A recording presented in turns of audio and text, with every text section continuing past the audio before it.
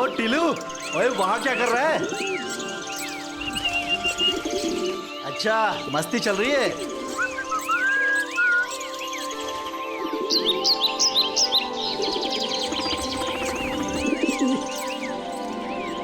दिया, तुम सबको समय दिया। हाँ,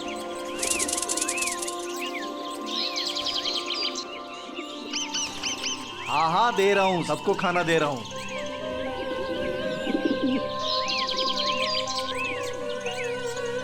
ओ टिलू, हाँ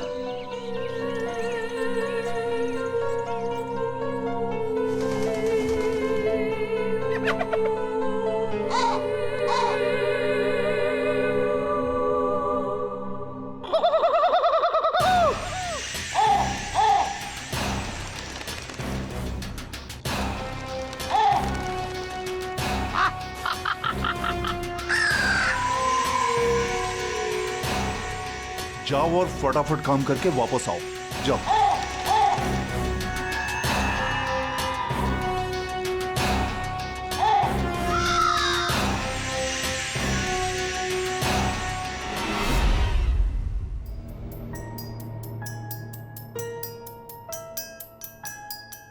मधुरिमा बेटा, हे घे, आज तुम्हारी मनपसंद पूरन पोली बनाई है।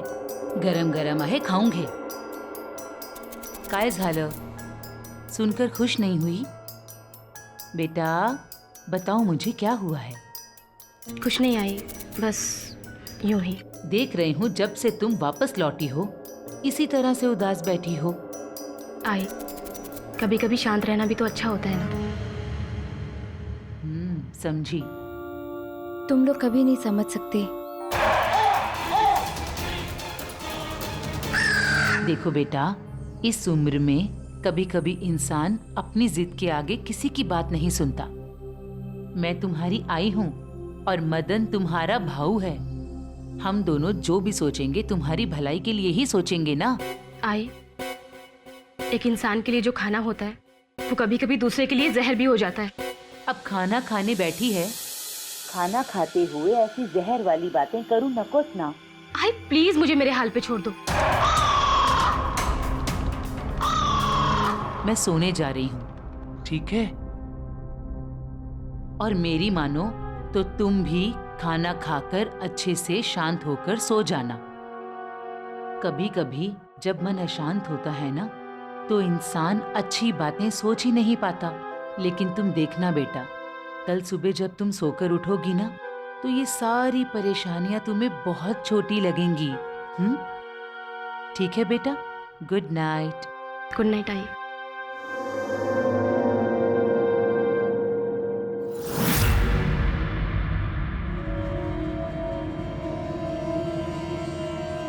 कल की सुबह कैसी होगी पता नहीं, बस आज की रात कट जाए।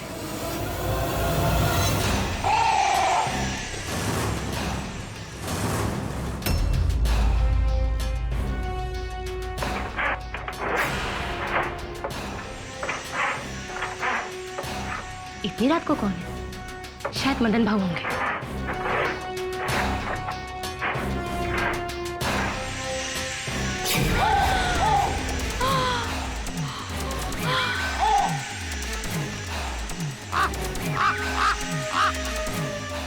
सुल्तान, तुम यहाँ कैसे? सुल्तान, सुल्तान, सुल्तान, क्या कर रहे हो?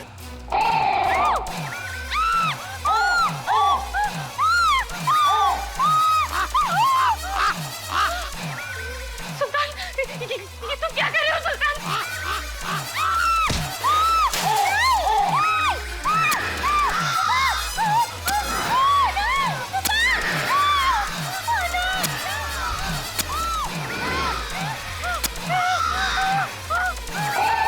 सुल्तान, सुल्तान, मुझे मत मारो सुल्तान। सुल्तान, सुल्तान। मधु तू ठीक तो है ना? बेटा कहाँ है तू? कहाँ है? ठीक है ना तू? ये तो सरजी राव का कौवा है। बल्ब तोड़ डाला, बेड़ा कुटला। ठहर, मैं अभी टॉर्च लेकर आती है।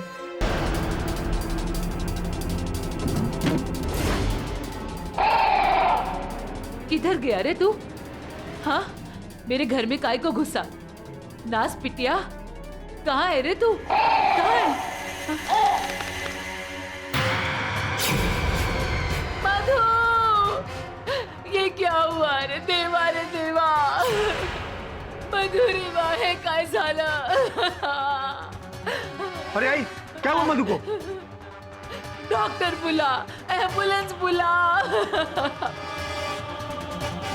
क्या हुआ है मेरी बच्ची को?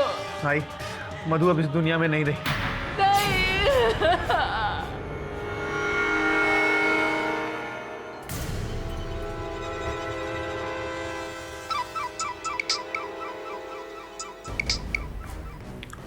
हाँ सुनैना बोलो। Hello hello Varun. हाँ सुनैना बोलो, क्या बात है? सुनो, कल हमें नासिक जाना है। सुबह निकलेंगे, तुम तैयार रहना। नासिक क्यों? नासिक के पास अंगूरपाड़ा गांव है। केडी सर ने एक केस लिया है, उसी के सिलसिले में वहां पर जाना है।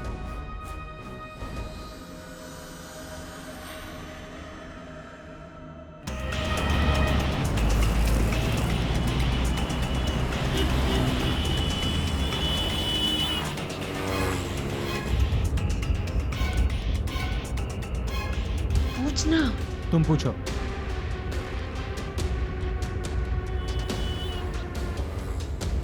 Sir, one question. हाँ पूछो पूछो। संभवतः तुम मुझसे ये पूछना चाहती हो कि मैं वर्दे राव को कैसे जानता हूँ। तो क्या है सुनैना, जब कोई व्यक्ति प्रश्न पूछता है तो उसका ये अर्थ होता है कि वो अपना मानसिक विकास करना चाहता है। और अच्छा है प्रश्न पूछना, अगर प्रश्न सही समय पर पूछा जाए तो। सर, तो मैंने सही समय पर। ये तो समय ही बताएगा तुम्हें। रहा प्रश्न मेरा वर्दे राव को जानने का, तो नासिक में मिले थे हम दोनों। पक्षी पशुओं का अध्ययन करने आया था और मैं अपने सीनियर लॉयर जो थे उस समय, मनोहर जी, श्री मनोहर जी, उनके साथ उनकी सहायता कर रहा था एक केस लड़ने में। और पहली ही भेंट में मुझे सर्जे राव की विनम्र स्वभाव, उसकी सरलता, ये भा गई मुझे। फिर मैं उसके परिवारजनों से मिला, वो भी ऐसे ही हैं, बिल्कुल सरल। फिर मित्रता हो गई। आज जा रहा हूं उसका बचाव करने, अपनी मित्रता का कर्तव्य पूरा करने। और कोई प्रश्न? No sir.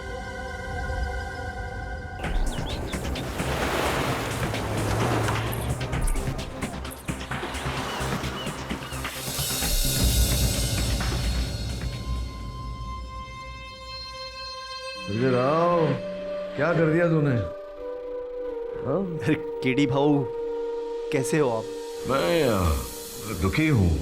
तुझे इस परिस्थिति में देखकर खुश कैसे हो सकता हूँ? देवाचा प्रकोप भाऊ, पिछले जन्म के कर्मों का कोई फल होगा जो भुगत रहा हूँ। तेरे कर्मों का फल तो मीठा ही होना चाहिए, ऐसा कटु फल नहीं। इतना भरोसा है भाऊ आपको मेरे पे? इंसान की प्रवृत्ति और उसकी स्वाभाविकता तो उसके प्राण के साथ ही जाती है। और तेरी प्रवृत्ति में जानता हूँ, मनुष्य पक्षियों की सहायता करना, जिनसे तू प्रेम करता है, जिनकी सहायता करता है, उनकी हत्या तो तू कर ही नहीं सकता। लेकिन भाऊ, कानून तो मेरे को खूनी समझता है। नहीं, ऐसा उनका मानना है, संदेह है, जिसके चलते तुझ पर आरोप लगा है। पर मुझे पूरा विश्वास है कि तू दोषी नहीं है और तू निर्दोष है, ये मैं अदालत में प्रमाणित भी करूंगा। भाऊ, आप तो जानते हो कि मेरे को पक्षियों से प्यार है।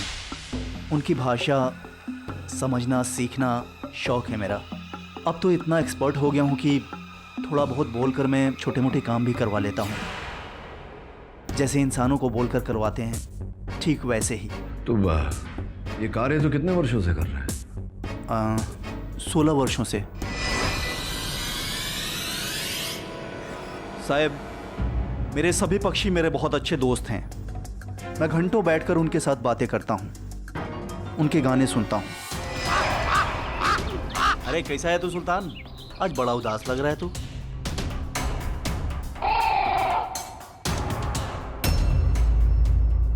और उनसे खून भी करवा सकते हैं? नहीं साहब, मैंने कोई भी खून नहीं करवाया, अच्छी शपथ। योर ऑनर, ये बड़ा अजीबोगरीब केस है। ऐसा केस न तो आज तक किसी ने देखा होगा न ही सुना होगा।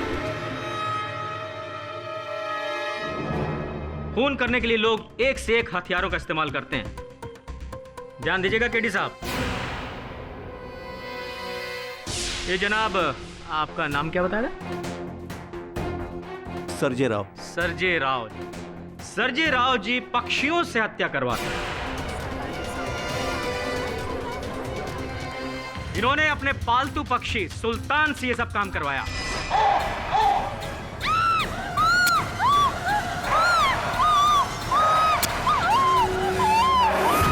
नहीं साहब, ये सच नहीं है। झूठ बोल रहे हैं आप, ऐसा नहीं है। आज की शपथ साहब, झूठ नहीं बोल अच्छा, रहा हूं। क्या ये भी झूठ है कि आपको मधुरिमा से प्यार नहीं था? उससे आपकी सगाई नहीं हुई थी? उससे आप शादी नहीं करने वाले थे? और उसकी माँ और उसके भाई दोनों को इस शादी से ऐतराज था? ये सच है। उनके परिवार वालों का काफी प्रेशर था हमारे ऊपर। अच्छा, एक बात बताइए, जिस दिन खून हुआ उस दिन दोपहर को वो आपके घर आई थी या नहीं? और आने के बाद उसने ये सगाई तोड़ी थी या नहीं? सरजा, मैं तेरे साथ लगन नहीं कर सकती। मुझसे रोज रोज का ये टेंशन संभालने को नहीं होता रे बाबा। क्या हुआ? तू टेंशन काहे को लेती है? मैं है ना, मैं सब ठीक कर देगा। तू का ही करना, तू कुछ नहीं कर सकता। तू सिर्फ तेरे पक्षियों की भाषा और उनकी तकलीफ समझ सकता है। इंसानों का दर्द और तकलीफ समझना तेरे बस का नहीं है रे सरजा। हे मधु, मेरे पक्षियों को कुछ नहीं बोलने का। और फिर मुझे क्या समझाना है? जाके अपने उस बेकार भाई को समझाओ जो दिन भर गांव वालों पे दादागिरी करता रहता है और कुएं के बगल में बैठ के बीड़ी पीता रहता है। पता है गांव वाले क्या बोलते हैं उसके बारे में? तू उसका छोड़, गांव वाले तेरे को क्या बोलते हैं मालूम है तेरे को? सनकी बोलते रहे तेरे को, एड़ा बोलते हैं एड़ा। अक्का दिन तू ची ची चाऊ चाऊ करता रहता है। तेरे कपड़ों में से भी पक्षियों की बदबू आती है रे सरजा। देख देख, तेरे बालों में भी पक्षियों के पर छुपे रहते हैं। सरजा, तू बेजुबान की भाषा समझ सकता है, लेकिन तू मेरी तकलीफ और मेरी भाषा नहीं समझ सकता रे। मेरे आई दादा मेरे भविष्य को लेकर कितने परेशान हैं, इसीलिए वो तुझसे लगन करने को मना करते हैं रे। मैं क्या करूं सरजा? देखो मैम, मैं सब समझता हूँ। तुझे मुझ पर विश्वास है ना? तुझे बहुत खुश रखूंगा, सच। क्या तू मेरे लिए अपने पक्षियों को छोड़ सकता है? मैं अपने पक्षियों के बगैर मतलब साफ है, तू अपने पक्षियों के बगैर नहीं रह सकता और मैं उनके साथ नहीं रह सकती। एक मिनट,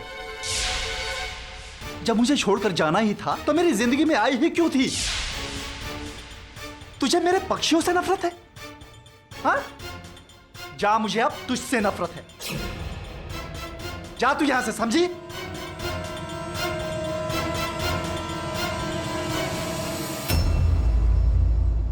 बस बस बस, सब समझ गया योर ऑनर।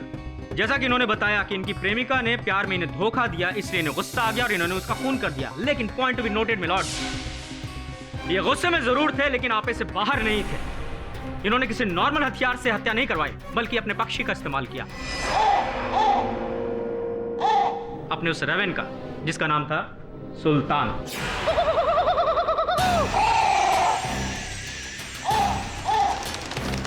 आजा।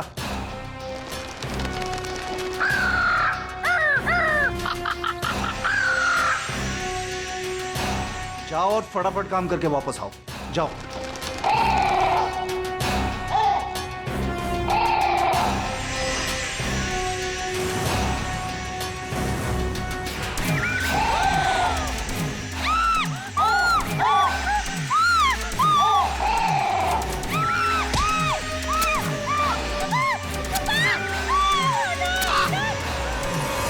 नहीं साहब, मैंने सुल्तान को नहीं भेजा था मधुरिमा को मारने के लिए। मैंने तो सिर्फ उसके हाथों एक चिट्ठी भेजी थी। उसके पास चिट्ठी है किधर? वो मधुरिमा के पास होगी। मेरा मतलब है कि उसके घर में होगी, उसके कपाट में होगी। नहीं ऑनर, पुलिस ने उस घर की अच्छे से तलाशी ली और उन्हें कोई भी चिट्ठी नहीं मिली वहां। अरे ऐसा कैसे हो सकता है? मैंने हमेशा चिट्ठियां भेजी हैं उसके जरिए।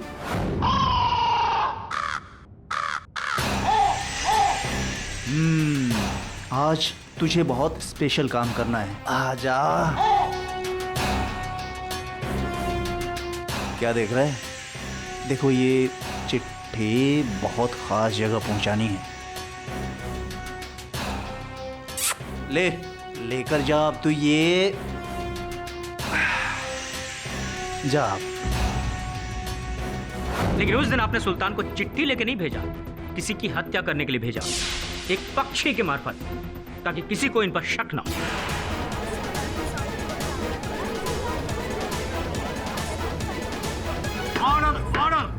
प्रोसिक्यूटर साहब, आपके कार्य में हस्तक्षेप कर रहा हूँ, क्षमा कीजिएगा। योर ऑनर, जैसे कि अभियोग पक्ष महोदय ने हमें बताया कि सर्जे राव क्रोधित था और इसका क्रोध इसके बस में था। यदि ऐसा था तो ये अपने ही डोम कौवे को, अपने रेवन को किसी की हत्या करने क्यों भेजते, जबकि पूरा अंगूरवाड़ी जानता है कि इनमें जो कार्यकुशलता है पक्षियों से बात करने की, वार्तालाप करने की, वो कुशलता और किसी मनुष्य में है ही नहीं। फिर ये अपना ही पक्षी भेजकर हत्या करवा कर अपने आप को संदेह के घेरे में क्यों डालेंगे? द्वितीय, किसी पक्षी पर हत्या का आरोप लगाने से पहले हमें इस बात की जानकारी प्राप्त कर लेनी चाहिए कि एक पक्षी में किसी मनुष्य के आदेश को मानकर किसी और मनुष्य पर आक्रमण करके उसकी हत्या करने की क्षमता भी होती है या नहीं। और इस विषय पर रोशनी डालने के लिए योर ऑनर, मैं सिंगापुर के विश्वविख्यात जोरोंग बर्ड सैंक्चुरी के मिस्टर जयरामन को कटघरे में बुलाना चाहूंगा। Permission granted. मिस्टर जयरामन, आप तो भारतीय ही है ना? जी, मैं इंडियन हूँ, पर लास्ट 25 ईयर्स से मैं सिंगापुर में ही रहता हूँ। किंतु आप हिंदी भाषा तो ठीक से बोल लेते हैं। जी बिल्कुल। कितना समय हो गया आपको इस बर्ड पार्क में कार्य करते हुए? 23 वर्ष हो गए। मैंने हर तरह के बर्ड्स को ट्रेन किया है और वो सब मेरे अच्छे दोस्त बन गए। योर ऑनर, मिस्टर जयरामन की पक्षियों से कितनी मित्रता है, ये पक्षियों के कितने निकट है, ये मैंने स्वयं देखा है। आपके ही बर्ड सेंचुरी में आपका जो शो आप करते हैं, योर ऑनर, बहुत ही विचित्र करतब करवाते हैं ये पक्षियों से।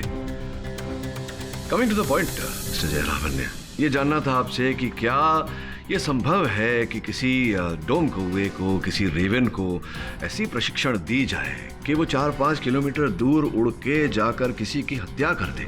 हत्या?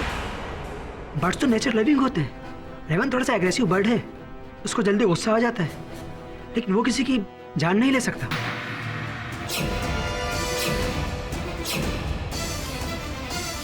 एंड आई एम श्योर रेवन तो क्या, किसी भी बर्ड को मर्डर करने के लिए तैयार नहीं किया जा सकता।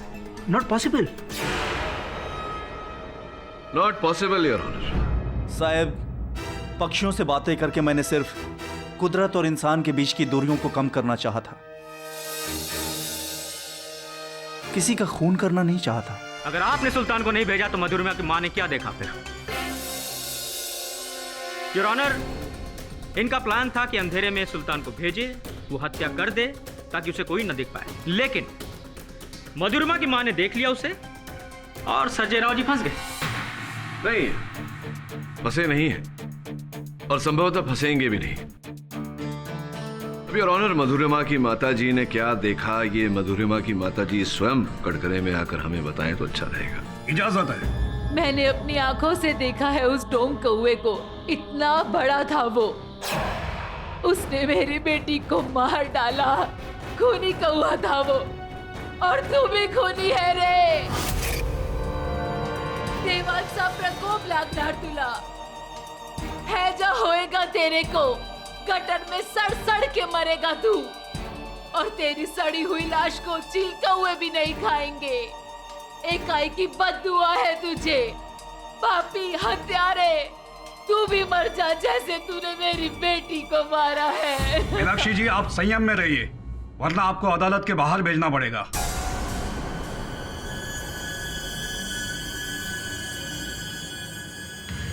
मीनाक्षी जी, मैं आपकी मनोस्थिति को समझ रहा हूं। अपनी बेटी खोई है आपने। मैं भी चाहता हूं कि आपको न्याय मिले, आपकी बेटी के हत्यारे को दंड मिले, लेकिन ऐसा करने के लिए आपको मेरी सहायता करनी पड़ेगी। बताइए, क्या देखा था आपने उस रात? सुल्तान को देखा था आपने ठीक से? मैं कंबल ओढ़कर सोने ही जा रही थी तो मुझे मधुरिमा की थोड़ी सी चीख सुनाई दी।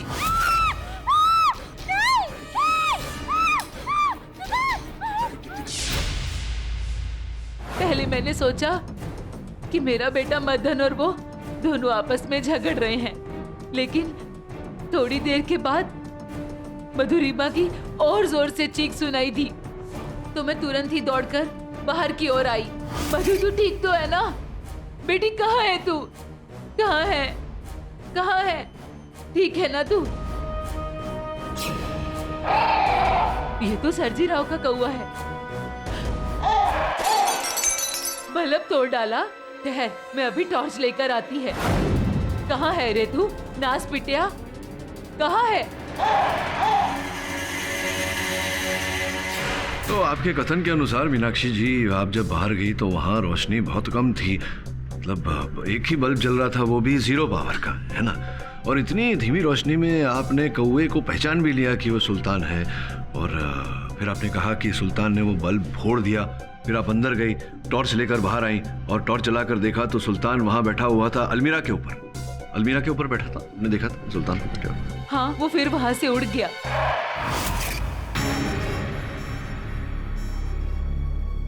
तो उस समय आपकी बेटी का शव कहाँ था, ये बताइए। वो डाइनिंग टेबल के पास। और जिस अलमीरा पर सुल्तान बैठा था, वो अलमीरा डाइनिंग टेबल से कितनी दूरी पर था? यहाँ से उस दरवाजे तक। यहाँ से उस दरवाजे तक। चलिए, क्या आप ये कहेंगी कि सुल्तान का कदकाठी कुछ ऐसे इस फाइल जितना था?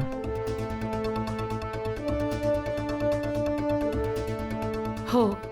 अच्छा, ये देखिए, आपने कहा इतनी दूरी पर था, तो क्या आपको दिख रही है ये फाइल? हो। मैं चाहता हूं कि आप ये इस टॉर्च को लें और टॉर्च की रोशनी में फाइल को देखने का प्रयास करें। योर ऑनर, मैं अदालत से निवेदन करता हूं कि अदालत की रोशनी धीमी की जाए। इजाजत है।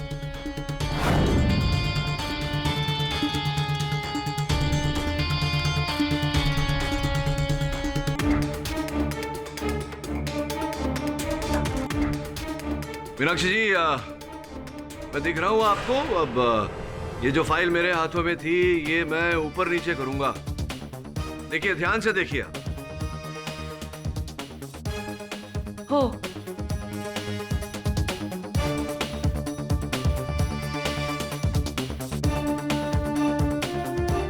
अब बताइए, मैंने फाइल कितनी बार ऊपर और नीचे की? 3-4 बार। मेरा ख्याल है 3 बार। विश्वास से कहिए, कितनी बार ऊपर नीचे की? 4 बार। 4 बार पक्का। योर ऑनर, मैं आग्रह करूंगा कि अदालत की बत्तियां ऑन की जाए। इजाजत है।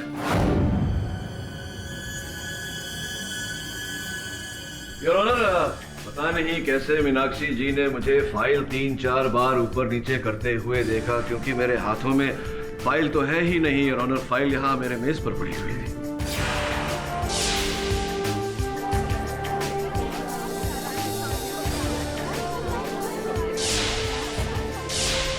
मीनाक्षी जी, आपको अदालत की मंद रोशनी में ऐसा लगा कि मैंने 4 बार फाइल ऊपर नीचे किया, जबकि मेरे हाथों में फाइल था ही नहीं।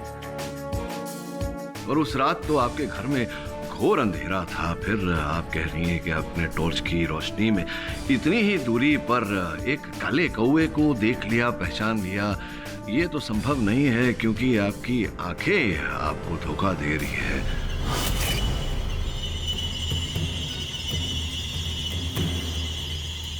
द्वितीय बात मीनाक्षी जी, कि आप जब बाहर आई, आपने कहा आप बाहर आई और फिर आप टॉर्च लेने अंदर गई, टॉर्च लेकर बाहर आई। आने जाने में 1.5-2 मिनट तो गया होगा। क्या लगता है आपको, 1.5-2 मिनट गया होगा? तो इतना समय बहुत होता है कि बाहर से कोई आए और हत्या करके वहां से पलायन हो जाए। संभव है। क्या हुआ देवा रे देवा? अरे आई, क्या हुआ मधु को? योर ऑनर, ये सब केडी साहब का इमेजिनेशन है। सच्चाई मतलब ये फॉरेंसिक रिपोर्ट ये कहती है कि रेवन के चोंच के निशान थे मधुरिमा के शरीर पे, और उस रेवन यानी कि सुल्तान के मालिक हैं ये भाई साहब। ये रही रिपोर्ट।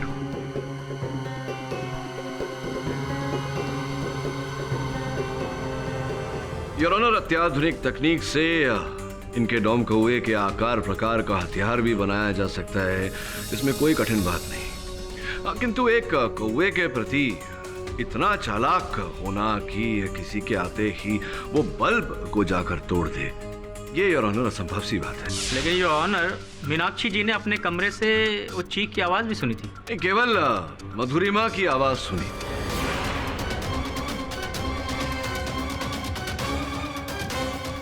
और हम सब जानते हैं योर ऑनर कि जब कोई पक्षी विचलित होता है, कौवा तो बहुत ही काव काव करता है, जोर जोर से चिल्लाता है। लेकिन मीनाक्षी जी ने ऐसा कुछ नहीं सुना। इनका कहना है कि इन्हें ऐसा लगा कि मधुरिमा अपने भाई मदन से लड़ाई कर रही। मुझे लगता है आप केडी साहब मदन जी पे ये आरोप मढ़ना चाहते हैं। मदन जी का इस खून से कोई लेना देना नहीं है सर। योर ऑनर, ये बात मदन जी ही कटघरे में आकर स्पष्ट करें तो अच्छा रहेगा। इजाजत है। अरे बाबा, झगड़ा मतलब ऐसे ही तू मैं। अब हर भाई बहन के बीच में ऐसा होता है, कभी टीवी के लिए, कभी रिमोट के लिए, कभी रेडियो के लिए, कभी खाने पीने के लिए। नहीं, ठीक कह रहे हैं आप, लेकिन हर झगड़े की एक सीमा होती है मदन। योर ऑनर, झगड़े के चलते ना कोई पति अपनी पत्नी पर हाथ उठा सकता है, ना ही कोई भाई अपनी बहन पर। It amounts to domestic violence in court, your honour. और जो व्यक्ति अपनी बहन को मार सकता है, वो अपनी बहन को मार भी सकता है। क्या आप बकवास कर रहे हैं आप? मैं अपनी बहन का खून क्यों करूंगा? क्योंकि आप नहीं चाहते थे कि वो संजय राव से विवाह करे।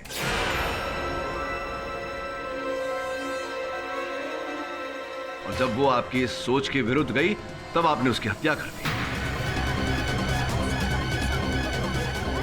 हाँ, नहीं थी वो सहमत, क्योंकि वो संजय राव से प्यार करती थी। मेरी बहन थी, मैं भी उससे प्यार करता था। मेरी लाडली थी वो। हाँ, लाडली थी, लेकिन आपने उसे समझाया बुझाया, वो नहीं मानी। तब आपका अहंकार जागा और आपने उसकी हत्या कर दी। Your honour, it's a case of honour killing. नहीं, झूठ है ये। मैंने मधु पे आज तक हाथ तक नहीं उठाया। आप चाहे तो किसी से भी पूछ सकते हैं। अच्छा, पूछ लूं? उनकी जो घनिष्ठ सहेली है संगीता, उन्हीं से पूछता हूँ, आपको आपत्ति ना हो तो। आपकी और मधुरिमा के बीच कितने वर्षों से मित्रता थी? जी 18 सालों से। हम बेस्ट फ्रेंड्स थे। अच्छा, बेस्ट फ्रेंड्स। एक दिन भी ऐसा नहीं था जब हम बात नहीं करते थे या हम मिलते नहीं थे। हम आपस में सारी सीक्रेट शेयर करते थे। सामान्य संयोग में तो नहीं पूछता आपसे प्रश्न, किंतु परिस्थिति तो आप जानती ही हैं क्या है, पूछना पड़ रहा है। क्या मधुरिमा ने कभी अपने भाई मदन की शिकायत की थी आपसे?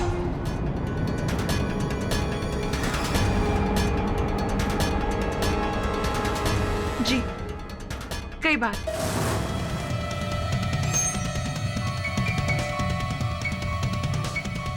मधुरिमा अपने भाई से बहुत डरती थी और उसने कई बार अपने भाई मदन की मुझसे शिकायत भी की थी। झूठ बोल रही है ये।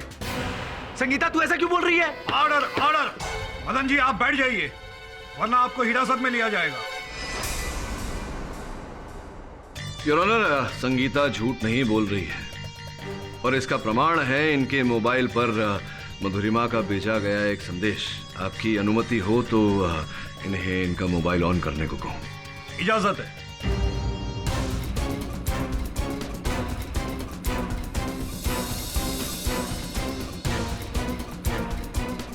योर ऑनर, संदेश कहता है कि अब मुझे इस घर में बहुत डर लग रहा है।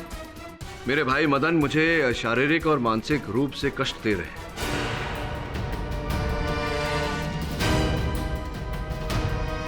वो कह रहे हैं कि अगर मैंने संजय राव से अपनी सगाई नहीं तोड़ी तो वो मुझे जान से मार देंगे।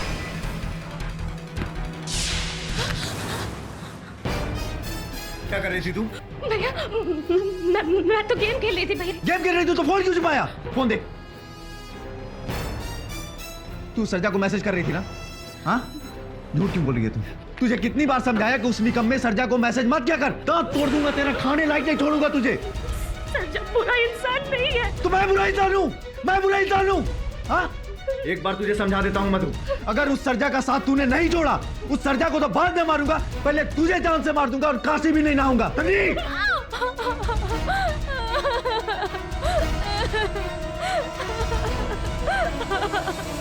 योर ऑनर, ये संदेश 31 जनवरी 2014 को भेजा गया था शाम 7:17 पर।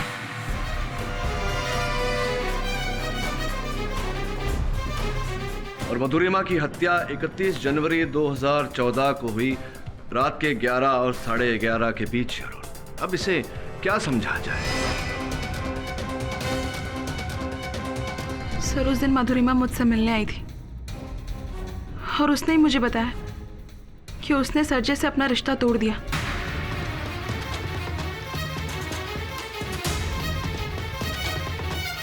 हालांकि सरजे तो उसे भाग के शादी करने के लिए भी तैयार था, लेकिन मैं मधु को जानती थी। वो ऐसा कभी नहीं करती, क्योंकि वो अपने भाई से बहुत डरती थी। उसे डर था कि अगर वो लोग भाग गए और उसके भाई मदन ने उसे ढूंढ लिया तो क्या होगा। सर, एक और बात बतानी थी, लेकिन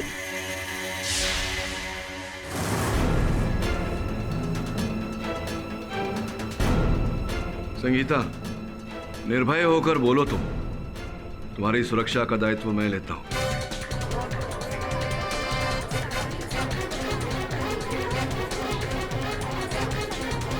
सर, एक और बात बतानी थी, लेकिन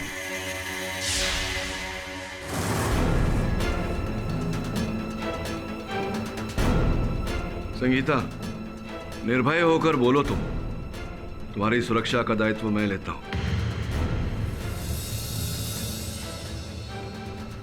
सर, जिस दिन मधुरिमा का कत्ल हुआ उसी शाम को उसका फोन आया था मेरे पास और वो बहुत घबराई हुई थी। हेलो संगीता। क्या हुआ मधु? संगीता, वो मुझे मार डालेगा। क्या? कौन मार डालेगा? मेरा भाऊ मदन दादा मुझे मार डालेगा। संगीता, क्या कुछ भी बोलती है तू? मैं कुछ भी नहीं बोलती। उसने मुझे मारने की धमकी दी है। अरे वो गुस्से में बोल रहा होगा। नहीं, गुस्से में नहीं। उसने मुझे मारने का प्लान बनाया है और वो हथियार भी लेके आया है। मैंने अभी उसे तकाने की तरफ जाते हुए देखा है। संगीता, क्या? कौन सा हथियार?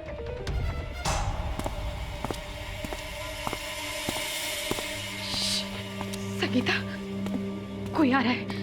मैं तुझे बाद में कॉल करती हूँ। योर ऑनर, संगीता के कथन के अनुसार मधुरिमा को अपने भाई मदन से खतरा था और वह हथियार मदन ने अपने घर के तहखाने में छिपाया है।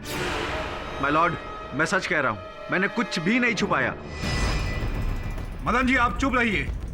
अदालत की कार्यवाही में दखल अंदाजी मत कीजिए। योर ऑनर, अगर मदन जी इतने दृढ़ विश्वास से कह रहे हैं कि इनके तहखाने में कुछ छिपाया हुआ नहीं है, तो फिर मुझे लगता है कि इन्हें कोई आपत्ति नहीं होगी अगर आप पुलिस को आदेश दें कि वहां जाकर इनके तहखाने की छानबीन करें।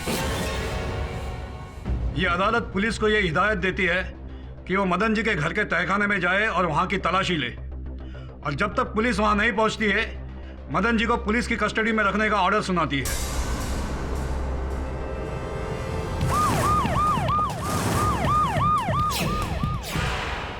जाओ तलाशी लो। Yes sir.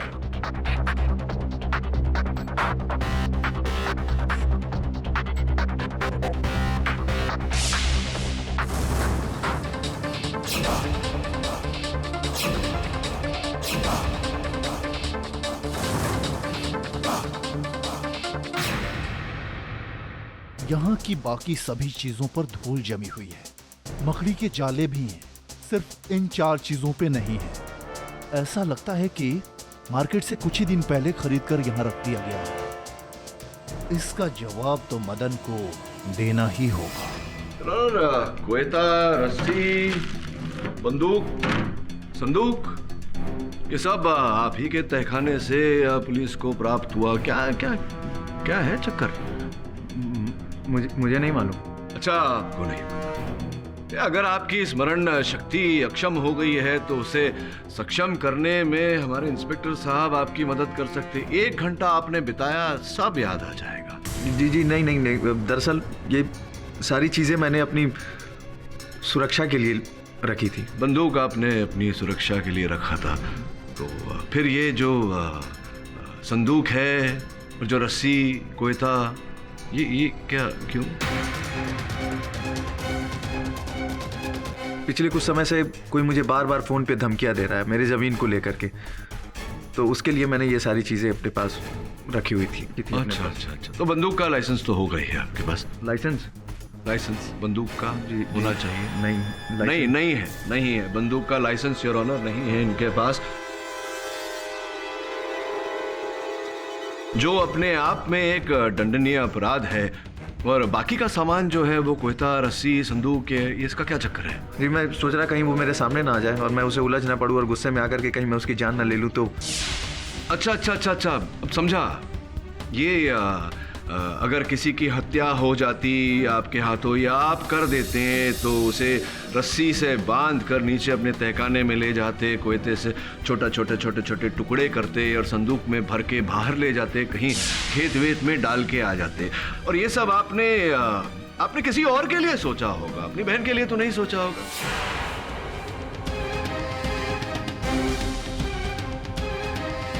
मदन तू भाई नहीं कसाई है। मैं तुझे जिंदा नहीं छोड़ूंगा मदन, मैं तुझे जिंदा नहीं छोड़ूंगा। बोला था तुझे जिंदा नहीं छोड़ूंगा। ऑर्डर तूने खड़े में जा।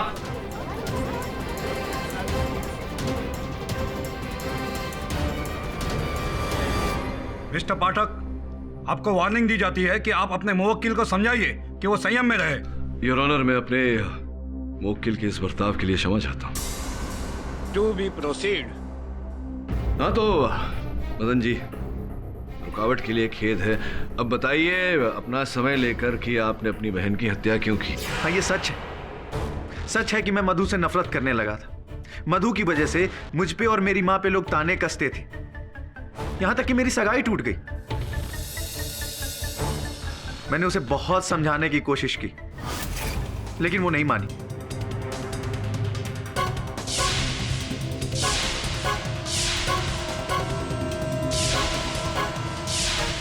बस सिर्फ मैंने उसे धमकी दी थी जान से मारने के लिए, सिर्फ धमकी, मारा नहीं है मैंने उसे।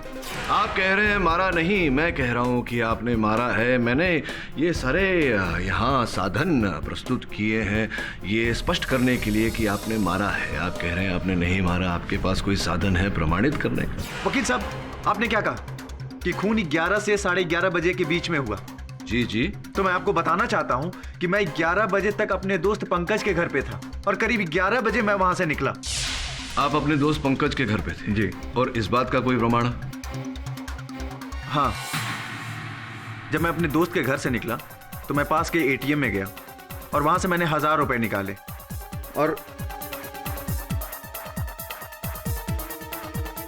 ये रही उसकी रसीद।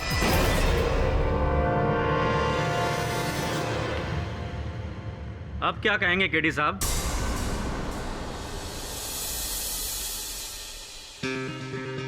योर ऑनर, मेरा ऐसा मानना है कि इस बात की पुष्टि करने के लिए इनके मित्र पंकज को हमें समन्स भेजना चाहिए। ये अदालत मिस्टर पंकज देशमुख को समन्स ऑर्डर भेजेगी और उन्हें अगली तारीख को अदालत में हाजिर रहने का हुक्म देती है। The court is एडजॉर्न्ड।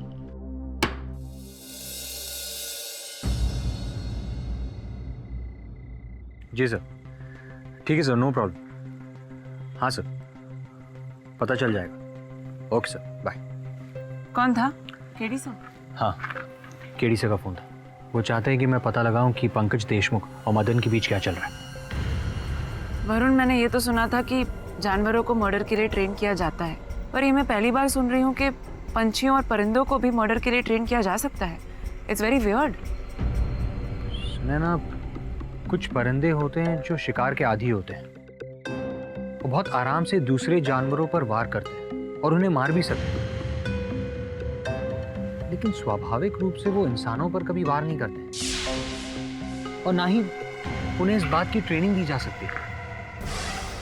मुझे इस केस में कुछ ठीक नहीं लग रहा। क्या लग रहा है तुम्हें? केडी से ये केस हार जाएंगे? नहीं, वो बात नहीं है। मैं केडी सर पर कैसे शक कर सकती हूँ? मुझे बस डर लग रहा है जैसे कोई अनहोनी होने को है। इस केस की वजह से हमें कोई भारी कीमत ना चुकानी पड़ जाए। Let's go.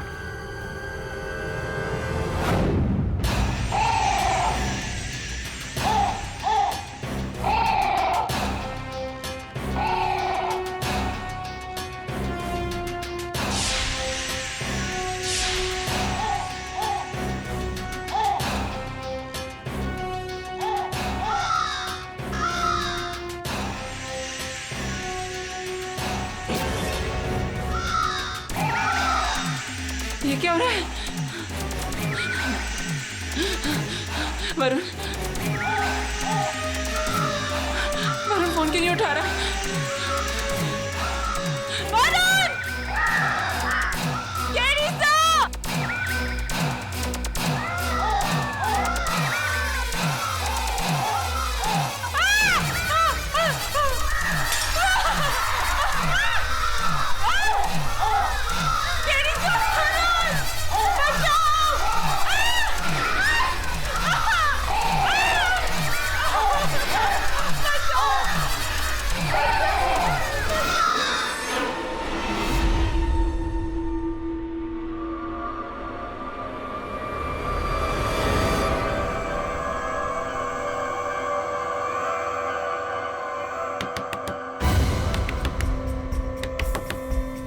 कौन? Room service madam. नहीं, कुछ नहीं चाहिए। क्या सुनैना, मैं वरुण बोल रहा हूँ। अरे तू मेरी आवाज नहीं पहचानती क्या? क्या सुनैना, तुम भी 9 बज चुके हैं, कोर्ट नहीं जाना क्या? क्या हो सुनैना, तुम इतनी घबराई हुई क्यों? बात क्या है?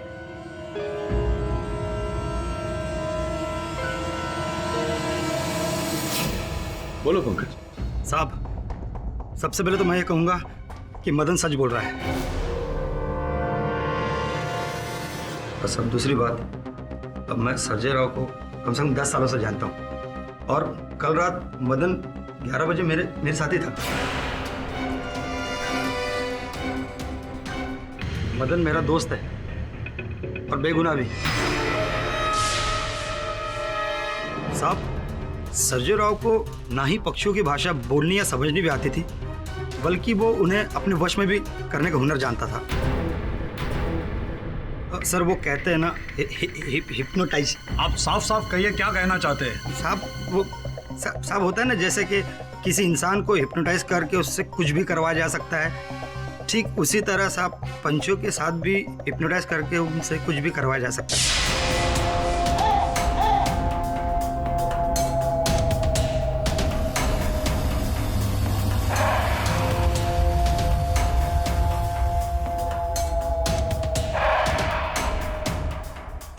साहब, सुल्तान सिर्फ एक पक्षी ही नहीं बल्कि एक वहशी दरिंदा भी था। न जाने उसने कितने मासूमों की जान भी ली होंगी साहब।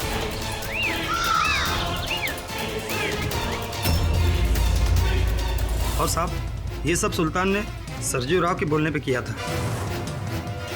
सर, इतना भी नहीं, सरजू राव ने उसे ये भी सिखा के रखा था कि खून करने के बाद सबूत कैसे मिटाते हैं।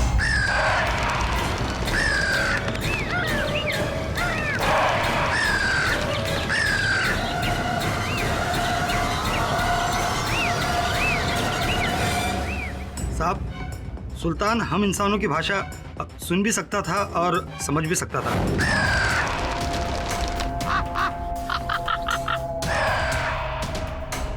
साहिब, सुल्तान एक काल है, एक ऐसा काला साया जिसे इंसानों का खून और मांस खाना पसंद है, और ये सब आदतें सिखाई है इसने।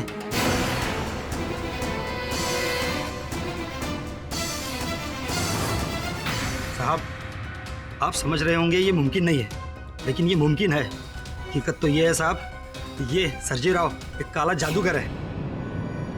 झूठ मत बोल पंकज, गप्पा बस।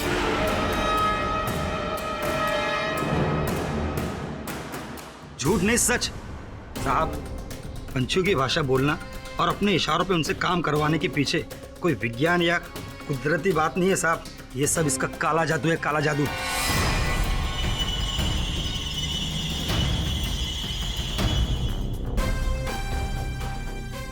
सरजराव, मैं सत्य का साथ देता हूं, ये तो तुम जानते ही हो। अगर अभी तुम चाहते हो कि मैं तुम्हारा केस लड़ूं, तुम्हारा बचाव करूं, तो तुम जानते हो तुम्हें क्या करना है। भाऊ, ये सच है कि मैं पक्षियों को हिप्नोटाइज करने की कोशिश कर रहा था।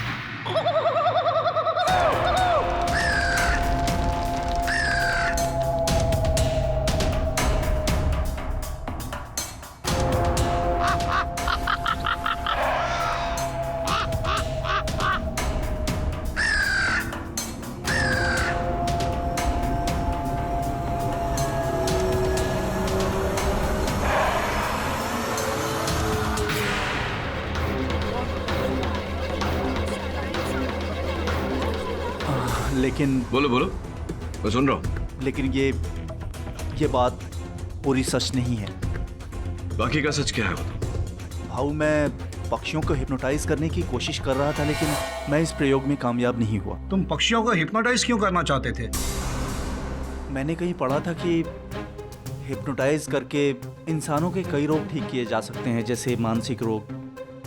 मैंने सोचा कि मैं पक्षियों पे ये ट्राई करता हूँ।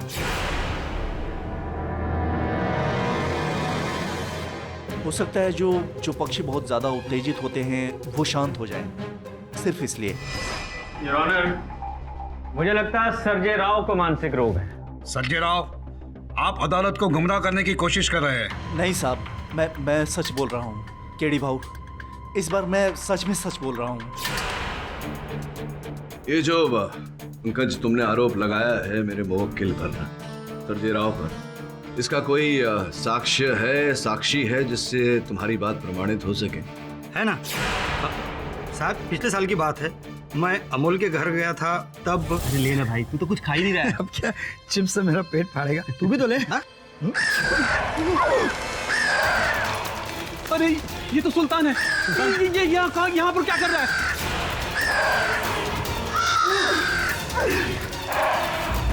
साहब, वो मेरी किताब थी। उसमें मैं पक्षियों की भाषाएं लिखता था, जिसे कोई भी इंसान पढ़ के आसानी से समझ सकता है। सुल्तान मेरा बहुत ही खास डोंग कौवा है, जो कि मुझसे बहुत प्यार करता है। कोई भी इंसान अगर मुझसे नफरत करे या मेरे साथ कुछ गलत करे तो वो गुस्सा हो जाता है। और वो किसी इंसान पे हमला भी कर सकता था, जानलेवा हमला। अमोल मेरी गैर मौजूदगी में मेरे घर मेरी किताब चुराने के लिए गया था। उसे लगा उसे किसी ने देखा नहीं, किंतु सुल्तान वहां पे मौजूद था और सुल्तान ने उसे किताब चुराते हुए देखा। इसलिए सुल्तान उसके घर गया था मेरी किताब वापस लेने के लिए। तो सर्जे राव जी, एक बात बताइए, जिस वक्त मधुरिमा आपके घर आई सगाई तोड़ने के लिए, क्या उस वक्त सुल्तान वहां मौजूद था? नहीं। इसका मतलब सुल्तान को आपने उकसाया मधुरिमा की हत्या करने के लिए, क्योंकि आपको मधुरिमा से बदला लेना था। नहीं साहब, सुल्तान ऐसा नहीं कर सकता है। वो बहुत ही शांत पक्षी है, वो किसी का खून नहीं कर सकता। साहब, ये झूठ बोल रहा है।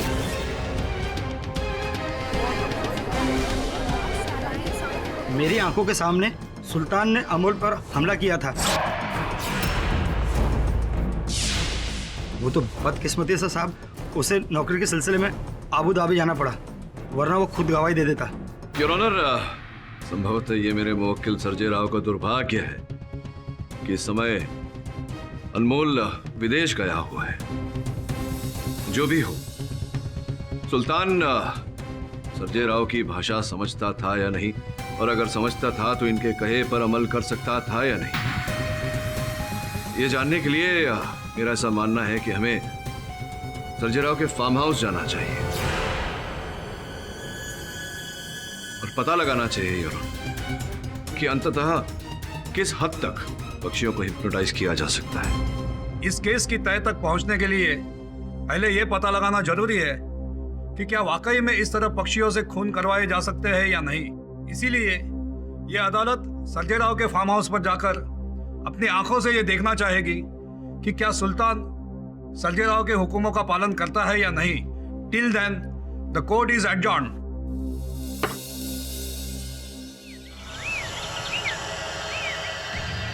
कोर्ट की कार्यवाही शुरू करो।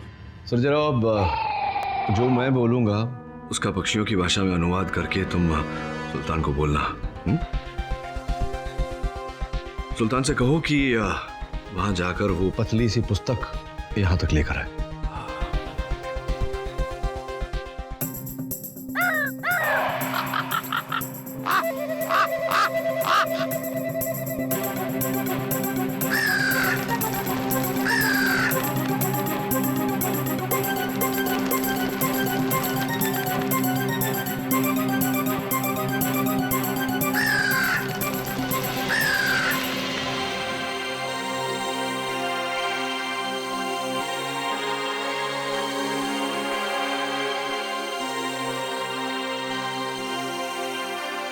हाँ, अब सुल्तान से कहो कि जाकर वहां अलमारी पर बैठ जाए।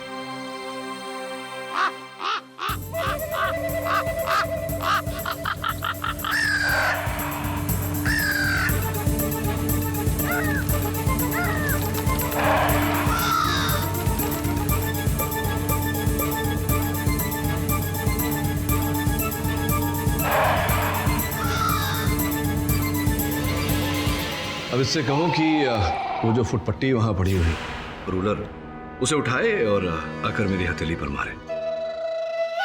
योर ऑनर, केडी साहब जानबूझकर इतना मुश्किल काम कह रहे हैं जो वो कर ही नहीं सकते। क्यों? कठिन कार्य कैसे हो गया? आपका तो आरोप है कि सुल्तान ने चोच मारकर एक महिला की हत्या की। उसके सामने तो बहुत ही सरल कार्य है। चलिए कोई बात नहीं, आपने टोका तो कोई और कार्य देता हूं। ये जो फल पड़े हैं सर्जेराव, सुल्तान से कहो कि वहां जाए और वो सेब जो हरे रंग का सेब जो है, लाल नहीं हरे रंग का सेब, वो उठा कर लाए और मेरे हाथों पर रखे।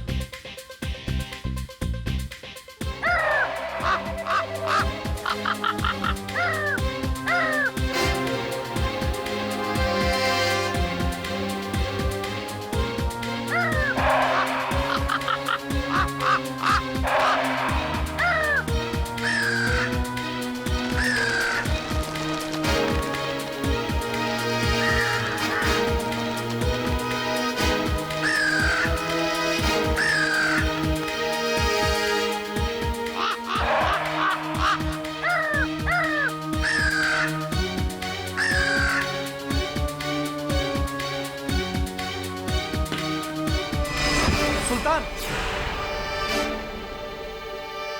सुल्तान,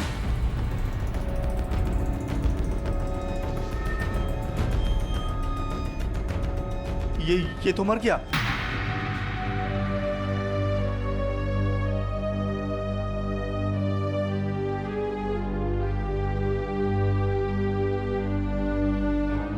सर, इस केस की अहम कड़ी टूट गई। अब क्या हो? उसके मुंह से तो झाग निकल रहा है, जिसका ये अर्थ होता है कि किसी ने सुल्तान को विष दिया है।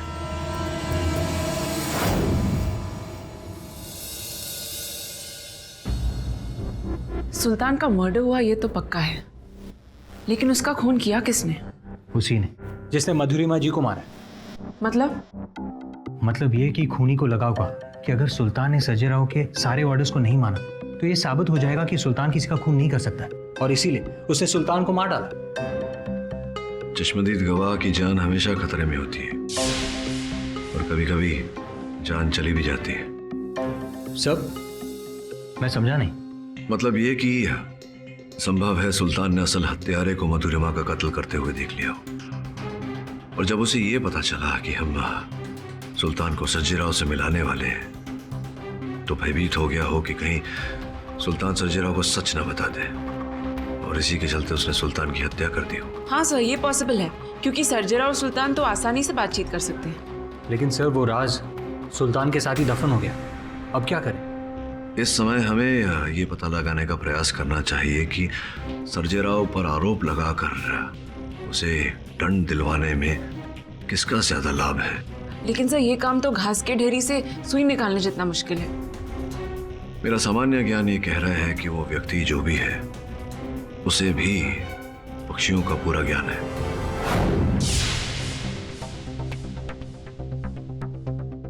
ये देखिए फॉरेंसिक रिपोर्ट। सर, क्या लिखा है फॉरेंसिक रिपोर्ट में? बहुत ही विचित्र बात है ये। सुल्तान को एक विशेष रूप का विष दिया गया था, कीटाणुनाशक में मिला के। यह लिखा है कि एक ऐसा विष है जो खाए और पेय पदार्थ में बहुत आसानी से घुल जाता है, और पदार्थ का रंग और स्वाद भी नहीं बदलता। ओह माय गॉड, सुल्तान ने क्या खाया था? कच्चे आम में दिया गया था उसे ये विष। सर, लेकिन ये जहरीला आम सुल्तान को किसने खिलाया होगा?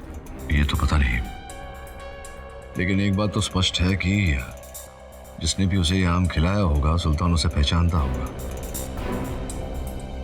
सोचने वाली ये बात है कि वो व्यक्ति जो भी है, उसके पास इस महीने में कच्चे आम आए कहां से?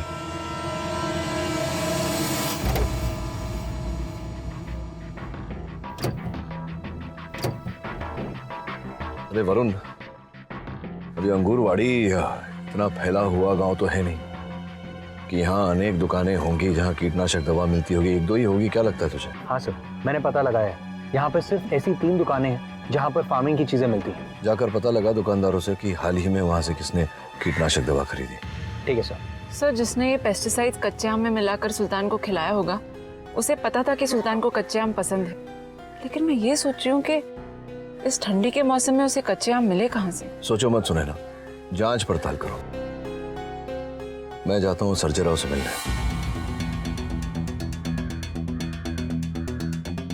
अब सुनिए भैया, 3-4 दिन पहले कोई यहाँ पर पेस्टीग्रीन पेस्टिसाइड खरीदने आया था क्या? पेस्टीग्रीन? परसों एक लड़का आया था यहाँ। इनमें से कोई एक है क्या? हाँ, यही तो है। ये इसका चेहरा कैसे मैं भूल सकता हूँ? 250 ग्राम पेस्टीग्रीन मेरे से लेके गया था।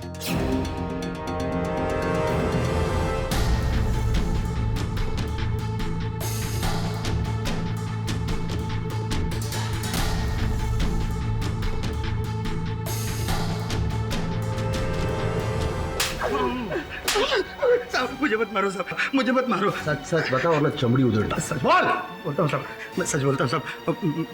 साहब, वो कच्चे आम मैंने चुराए थे और उसमें जहर मैंने मिलाया था साहब।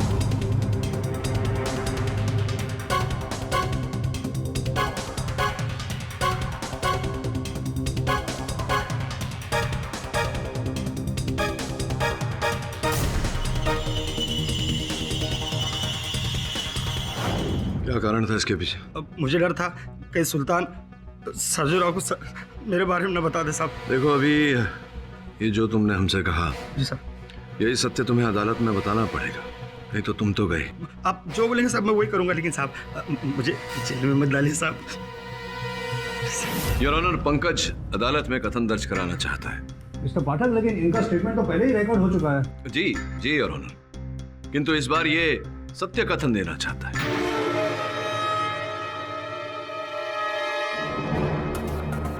बोलो पंकज, क्या बताना चाह रहे थे अदालत को? मैं साहब मैं कुछ नहीं कहना चाहता साहब।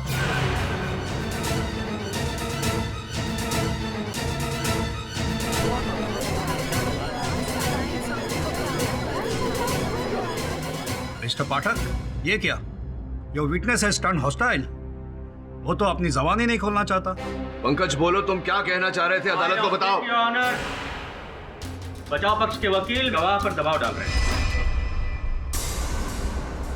Objection sustained. मिस्टर पाठक, आप गवाह के ऊपर दबाव नहीं बना सकते। देखो पंकज, अपने वचन का पालन करो, नहीं तो मैं भी अपने वचन का पालन नहीं करूंगा। तुम्हारे विरुद्ध जो साक्ष्य है मेरे पास, उन्हें प्रस्तुत करूंगा तो मैं जेल भिजवाऊंगा। सोच लो क्या करना है।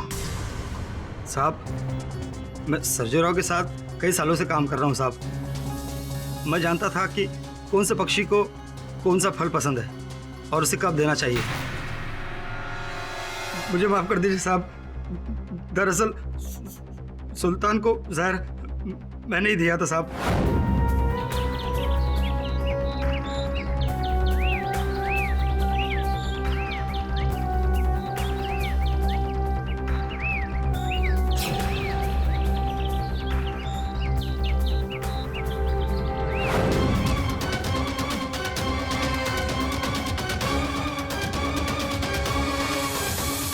तो उसकी आंखों में देखा तो जैसे मेरी सारी हैवानियत गायब हो गई। ऐसा लगा जैसे उसकी आंखें मुझसे कुछ कह रही है कि मैंने तुम्हारा क्या बिगाड़ा है, मुझे क्यों मार रहे हो। मुझ जैसे बेजुबान पक्षी को मार कर क्या तुम जीवन भर सुखी रह पाओगे? साहब, मेरी तो हिम्मत टूट गई। जिस पक्षी को मैंने अपने हाथों से पाला, पानी पिलाया, खाना दिया, साहब उसकी जान मैं नहीं ले सकता था साहब। और सर, और भी जो परिंदे थे वो मेरी तरफ घूर घूर के देख रहे थे।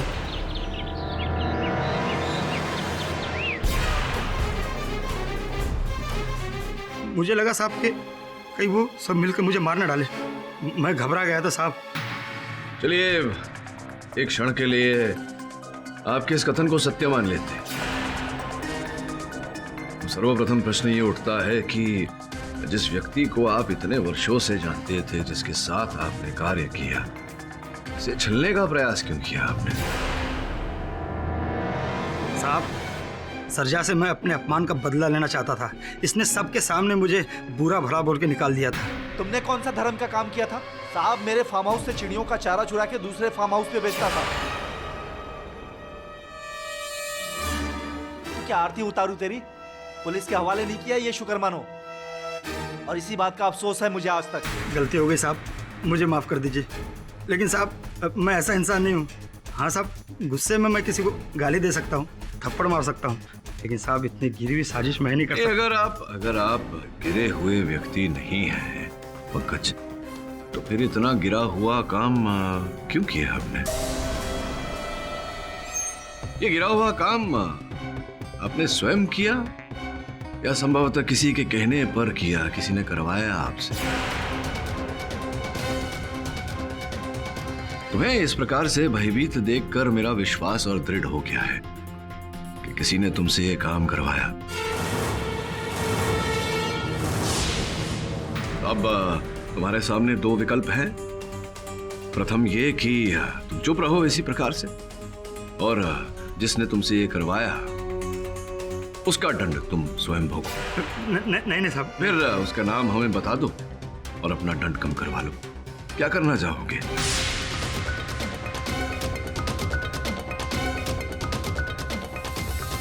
बोलो बोलो, कौन था वो आदमी? बोल दो, उगल दो। साहब उसका नाम है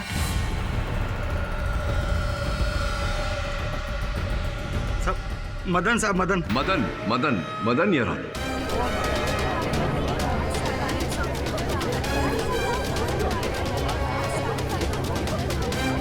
साहब वो मेरे घर पे आया था। मदन, इतने गुस्से में? मेरे गुस्से का कारण है सरजा राव।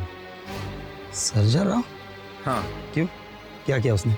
वो सब मैं तुझे बताऊंगा, लेकिन उससे पहले तुझे मेरा एक काम करना होगा पंकज। वो क्या? तू सरजा राव को बहुत टाइम से जानता है ना? हाँ। तू उसके साथ रहता था ना? तू मुझे उसके बारे में हर चीज बताएगा, एक एक डिटेल। हाँ, इतने सालों से काम कर रहा हूँ, काफी कुछ जानता हूँ, लेकिन तू क्या जानना चाहता है?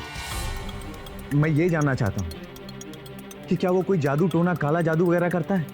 काला जादू? मैंने सुना है कि वो अपने काले कौवे सुल्तान की मदद से काला जादू करता है। लेकिन तुम ये सब कुछ क्यों पूछ रहे हो? क्योंकि मैं उसे बर्बाद करना चाहता हूँ। उसने वो किया है जो मैंने कभी सोचा नहीं था। उसने मेरी बहन पे डोरा डाला है, लेकिन मैं भी मधुरिमा की शादी सरजा राव से कभी नहीं होने दूंगा। सरजा राव और तुम्हारी बहन? हाँ, मेरी बहन। मैंने अपनी बहन मधु को लाख समझाया, लेकिन उसके सर से सरजा राव का प्यार का भूत नहीं उतर रहा है। तो मुझे सरजे राव का ही कुछ करना होगा पंकज। क्या मदन जी, अब भी अपने बचाव में कुछ कहना चाहते हैं आप? हाँ, कहना चाहूंगा सर। सर मैं ये कहना चाहता हूँ कि मैंने अपनी बहन का खून नहीं किया है। और मैं तो बार बार यही कहूंगा कि तुम्ही ने मधुरिमा की हत्या की है।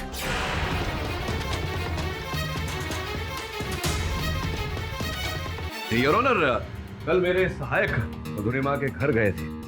वहां उन्हें पक्षी का ये चोंच मिला है।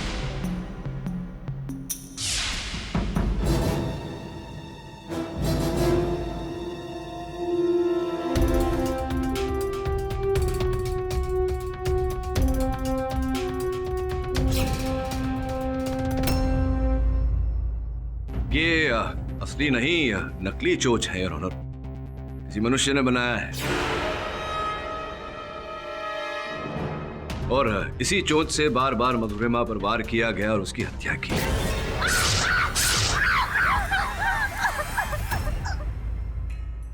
और साक्ष्य चाहिए आपको? प्रस्तुत करूं या? ये झूठ है सर, ये झूठ है। मैं कोई नकली चोच वोच नहीं जानता हूं। बस मेरे से इतना गुनाह हुआ है कि मैंने पंकज को पैसे दिए इस सरजा के खिलाफ गवाही देने के लिए, क्योंकि मुझे यकीन था सर कि मेरी बहन का कत्ल सरजा ने ही सुल्तान से कराया है। जाओ और फटाफट काम करके वापस आओ। जाओ।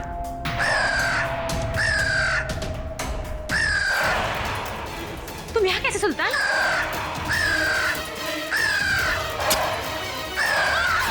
और मैं ये बात कोर्ट में साबित करना चाहता था कि मेरी बहन का कातिल कोई और नहीं सरजा है। इससे ज्यादा मेरा और कोई दोष नहीं है सर। मैं सिर्फ अपने बहन के कातिल को सजा दिलाना चाहता था।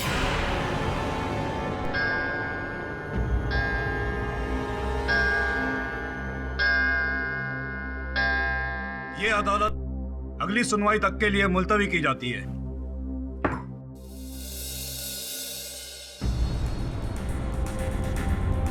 वरुण, हमारा आखिरी सबूत चला गया।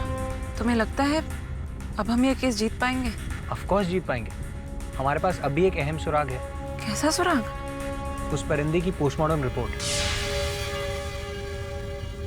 बस एक बार हमें उसकी मौत की वजह और मौत का एग्जैक्ट टाइम मालूम हो जाए, केडी से इस केस को आराम से सॉल्व कर लेंगे।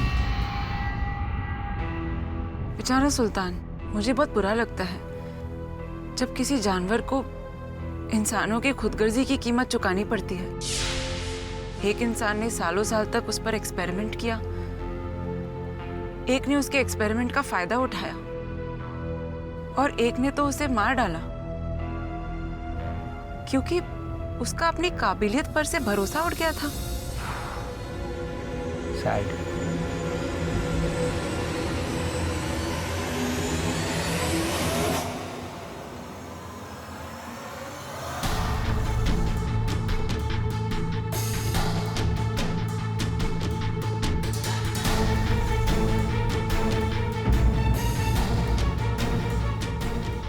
आप तो जानते हो कि मेरे को पक्षियों से प्यार है।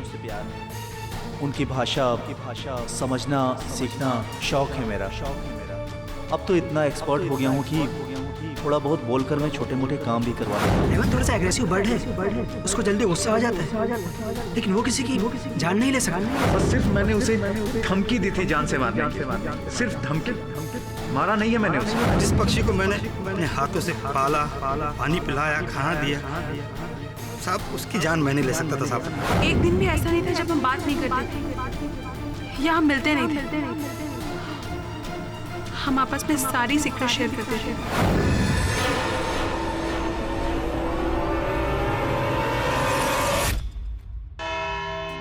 क्षमा चाहता हूँ संगीता जी, मैं अब तक आपकी सहेली के असल हत्यारे को पकड़ नहीं पाया। देखिए सर, मुझे जितना पता था मैंने आपको बता दिया है। हाँ, मतलब बता तो चुकी हैं सब कुछ मुझे। वैसे क्या लगता है आपको ये सर्जे राव हत्यारा होगा?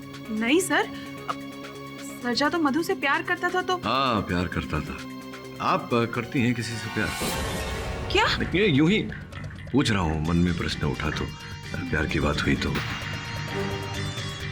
देखिए, अगर आप उस रात अपनी सहेली के साथ होती तो संभवतः उसके प्राण बचा सकती थी ना? क्यों नहीं? अगर मैं उसके साथ होती तो हम दोनों खूनी पर भारी पड़ते ना। किंतु दुर्भाग्यवश आप नहीं थी, आप नहीं बचा पाई उसे। साथ में तो नहीं थी, लेकिन फोन आपने कहा कि उसने किया था आपको। सर, उसने कॉल तो किया था शाम को, पर वो तो अपने भाई का नाम ले रही थी। संगीता, वो मुझे मार डालेगा। क्या? कौन मार डालेगा? मेरा भाऊ मदन दादा मुझे मार डालेगा संगीता।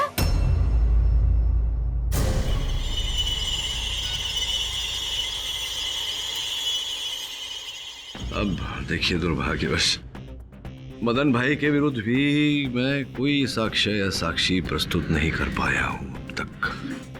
तो कहाँ थी आप उस समय जब फोन किया था मधुरिमा ने आपको? सर, मैं मार्केट गई हुई थी कुछ घरेलू सामान खरीदने के लिए। अच्छा, घरेलू सामान खरीदने गई थी। क्या कहा था आपने? कितने बजे फोन आया था आपको? सर, आप मुझसे ये सवाल क्यों पूछ रहे हैं? पूछ रहा हूँ क्योंकि देखिए, मुझे ऐसा मेरा मानना है कि असल हत्यारा जो है मधुरिमा का, वो इस समय इस अदालत में उपस्थित है, और अगर आप मेरे प्रश्नों का सही से उत्तर दे तो संभवतः मैं उस हत्यारे को पकड़ लूंगा। तो आपकी सहायता चाहता हूँ। क्या समय बताया था आपने, किस समय मधुरिमा ने फोन किया था? लगभग 6 साढ़े 6 के आसपास। क्या कहा था आपने? 6 साढ़े 6 बजे सुबह? शाम को 6 साढ़े 6 बजे। विचित्र बात है क्योंकि मधुरिमा की फोन रिकॉर्ड्स जो हमें प्राप्त हुए हैं, जिसकी कॉपी जज साहब के टेबल, सर आपके टेबल पर रखी हुई है मैंने, उसके अनुसार तो मधुरिमा ने आपको फोन किया ही नहीं था।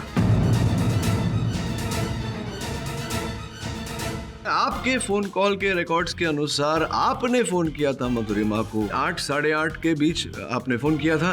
वो याद आया, मुझे मेरे कुर्ते का मैचिंग दुपट्टा नहीं मिल रहा था, इसलिए मैंने उसको फोन किया था कि कहाँ मिल सकता है अब मेरे कुर्ते का मैचिंग दुपट्टा। तो मिल गया हत्यारा, मतलब बस यूं ऐसे हाथ में आने ही वाला है।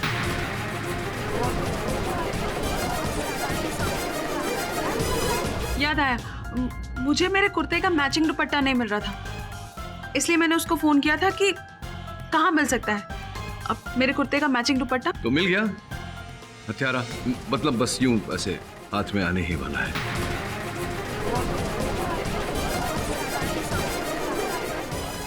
ये बताइए कि आप फिर उस शाम सर्जे राव के घर गई थी आप? नहीं, मैं क्यों जाऊंगी उसके घर? क्यों नहीं, जा सकती हैं, प्यार करती थी आपकी सहेली इनसे। हो सकता है कोई भेंट छूट गया हो, कोई प्रेम पत्र, कोई यादगार, कोई ऐसा कुछ देने गई हो आप। नहीं, मैं नहीं गई थी, और अगर मुझे उसे देना होता तो मैं जेल जाती, उसके घर क्यों जाती? योर ऑनर, असली हत्यारे का पता तो लग गया है मुझे, लेकिन मैं अपनी मुंह जुबानी उसका नाम नहीं लूंगा। मैं चाहता हूं कि लोबो हमें उसके बारे में बताए। ये लोबो कौन है? योर ऑनर, लोबो सर्जे राव का एक और पक्षी है। चूंकि इस मुकदमे में एक पक्षी को आरोपी बनाया गया था, एक पक्षी पर दोष लगाया गया था, मैंने सोचा क्यों ना इस केस को सुलझाने के लिए किसी और पक्षी का सहारा लिया जाए, सहायता ली जाए। सर्वप्रथम मैं सर्जे राव से मिलने जेल गया। सर्जे राव, मुझे ऐसा लगता है कि अपनी सहायता तुम स्वयं ही कर सकते हो। मतलब ये कि मैं चाहता हूं कि तुम इस डिक्टाफोन में पक्षियों की भाषा में कुछ प्रश्न अंकित करो। कैसे सवाल भाऊ? ये पूछो कि जिस दिन सुल्तान की मृत्यु हुई, क्या उस दिन सुल्तान को तुमने किसी को खाना खिलाते हुए देखा था?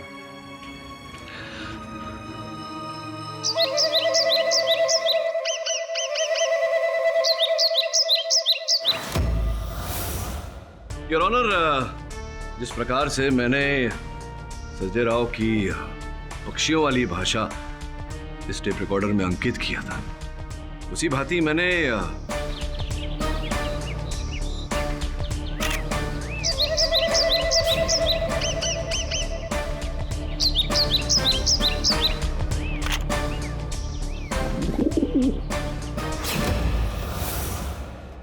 लोगों के उत्तर भी उसकी भाषा में अंकित किए। यहां मैं चाहता हूं कि सर्जे राव हमें बताए कि लोबो अंततः बोला क्या।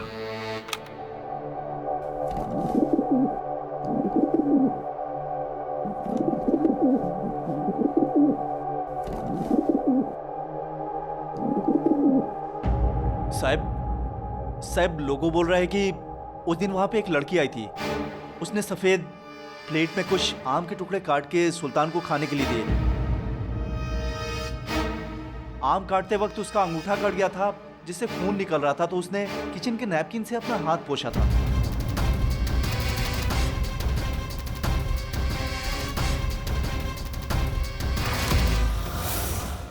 ऐसा कैसे हो सकता है?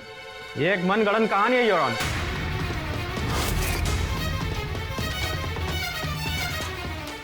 क्या बात है प्रोसिक्यूटर साहब? नहीं, मतलब आप इतने समय से चुपचाप बैठे हुए हैं तो एक बार तो टोकना बनता ही है। योर ऑनर, ये मनगढ़ंत कहानी नहीं है, क्योंकि उस लड़की ने जिस कपड़े से अपना लहू पोंछा था वो ये रहा योर ऑनर।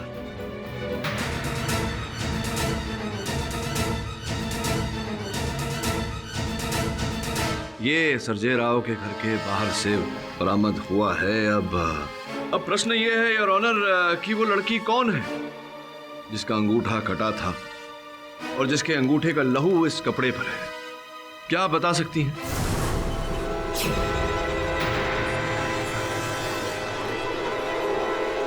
अब प्रश्न ये है योर ऑनर कि वो लड़की कौन है जिसका अंगूठा कटा था और जिसके अंगूठे का लहू इस कपड़े पर है, क्या आप बता सकती हैं? अंगूठा क्यों छिपा रही हैं आप?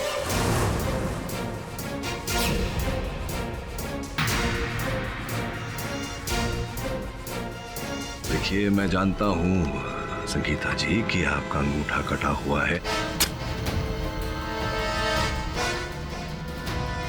और आप भी जानती हैं कि यदि मैं फोरेंसिक्स से इस कपड़े पर लगे खून का मेल आपके खून के साथ करवाऊं तो वो मेल खा जाएगा।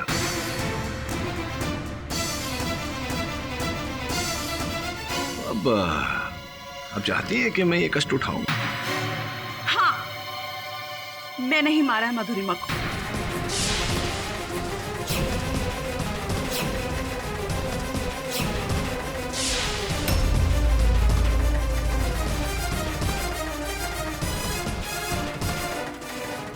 मेरे प्यार को छीनने चली थी वो।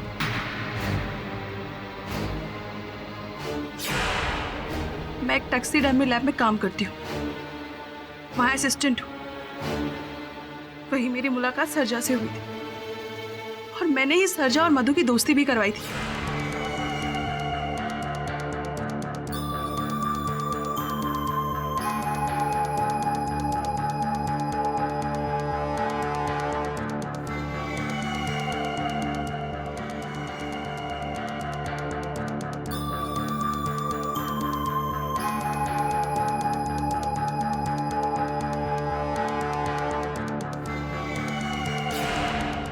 हफ्ते की दोस्ती प्यार में बदल गई।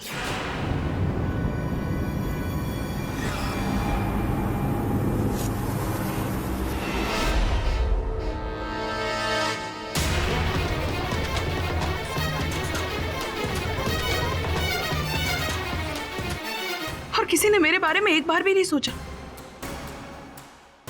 पर मैंने सोचा, अपने प्यार का बलिदान किया। जब सरजा मधु की केयर करता था, मेरा खून खौलता था।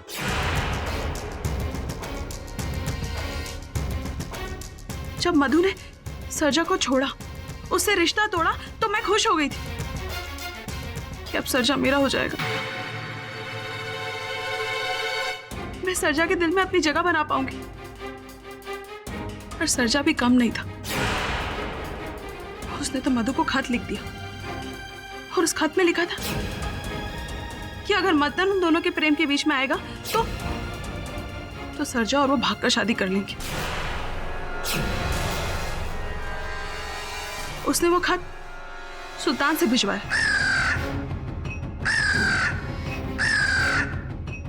और वो खत मेरे हाथों लग गया।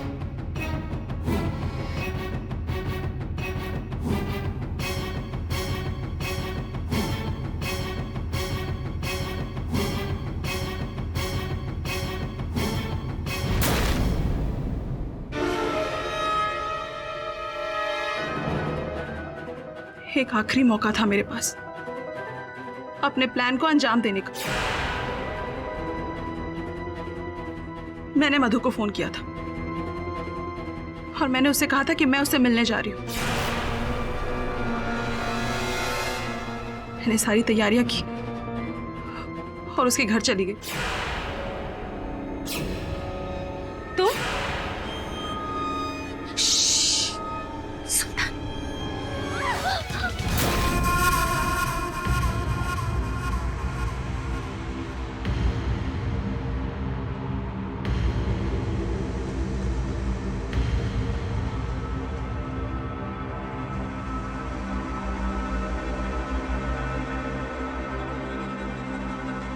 मेरे दिल ने मेरे दिमाग पर कब्जा कर लिया था। मैं सरजा को इतना चाहने लगी थी कि उसे भुला पाना मेरे लिए नामुमकिन था। मैंने जो कुछ भी किया, मुझे उसका कोई डर नहीं और ना ही कोई अफसोस है। आज मैं सबके सामने कबूल करती हूँ कि मैं सरजा से प्यार करती हूँ। Sarja, I love you।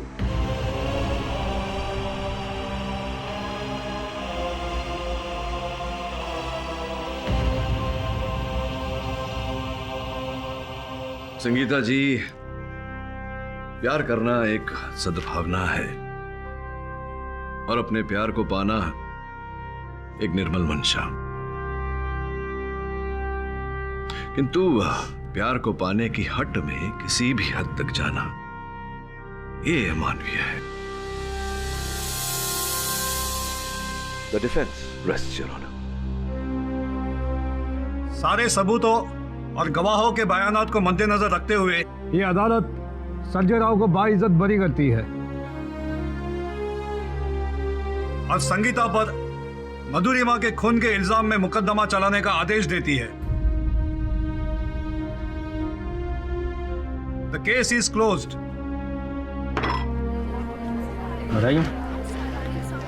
धन्यवाद। प्यार करना एक सद्भावना है और प्यार को पाना एक निर्मल मंशा, लेकिन प्यार को पाने की हट में हर हद से गिर जाना, ये अमानवीय है। क्योंकि प्यार से जंग जीती जा सकती है, किंतु जंग से प्यार नहीं।